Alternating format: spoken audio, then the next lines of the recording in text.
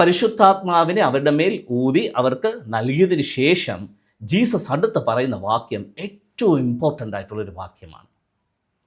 എന്നിട്ട് അവരോട് പറയുവാണ്, ആ തൻ്റെ ഫ്രണ്ടിൽ നിൽക്കുന്ന ശിഷ്യന്മാരോട് പറയുവാണ്, ആരുടെ പാപങ്ങൾ നിങ്ങൾ മോചിക്കുന്നുവോ അവർക്ക് മോചിക്കപ്പെട്ടിരിക്കുന്നു, ആരുടെ പാപങ്ങൾ നിങ്ങൾ നിർത്തുന്നുവോ അവർക്ക് നിർത്തിയിരിക്കുന്നു. ഈ നിർത്തുക എന്ന് പറഞ്ഞു കഴിഞ്ഞാൽ അതിനെ പാപങ്ങളെ മാറ്റി എന്നുള്ളതല്ല, ആരുടെ പാപങ്ങളെ നിങ്ങൾ നിലനിർത്തുന്നോ എന്നുള്ള വാക്കാണ് അവിടെ വരേണ്ടത്. ആരുടെ പാപങ്ങൾ നിങ്ങൾ സസ്റ്റെയിൻ ചെയ്യുന്നോ, നിലനിർത്തുന്നോ, അതങ്ങനെ തന്നെ നിൽക്കും.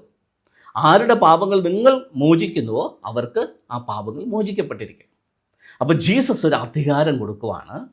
ആർക്കാണോ ഡയറക്റ്റായിട്ട് ജീസസിൽ നിന്ന് പരിശുദ്ധാത്മാവിൻ്റെ അനോയിൻറ്റിങ് കിട്ടിയത്, അതുപോലെ തന്നെ ആർക്കൊക്കെയാണോ ശരിക്കുമുള്ള ദൈവത്തിൻ്റെ അപ്പോയിൻറ്റഡ് ആയിട്ടുള്ള വ്യക്തികളിലൂടെ അനോയിൻറ്റിങ് കിട്ടുന്നത്, ആ വ്യക്തികൾക്ക് ഉള്ളൊരു പ്രത്യേകതയാണ്, ആ വ്യക്തികൾക്ക് ജനങ്ങളുടെ പാപങ്ങളെ ക്ഷമിക്കാനും ക്ഷമിക്കാതെ അങ്ങനെ തന്നെ നിർത്താനുമായിട്ടുള്ള അധികാരമുണ്ട്. അങ്ങനെയാണെങ്കിൽ ഇന്ന് ക്രിസ്ത്യാനികൾ പ്രസംഗിക്കുന്ന, ഇന്ന് പെന്തക്കോസ്തുകാർ പ്രസംഗിക്കുന്ന റിഡംഷൻ എന്തർത്ഥം?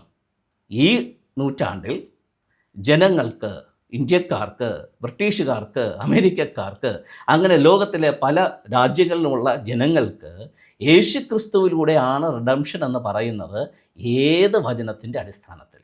യേശുക്രിസ്തുവിലൂടെയുള്ള റിഡംഷൻ അന്ന് ജീവിച്ചിരുന്ന ആൾക്കാർക്ക് മാത്രം.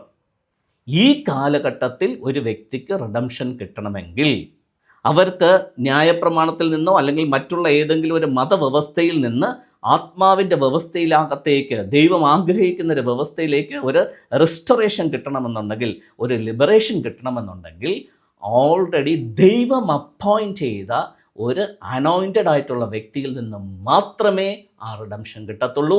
ജീസസിൽ നിന്നുള്ള റിഡംഷൻ കിട്ടില്ല. ഇത് ജീസസ് പറഞ്ഞ കാര്യമാണ്.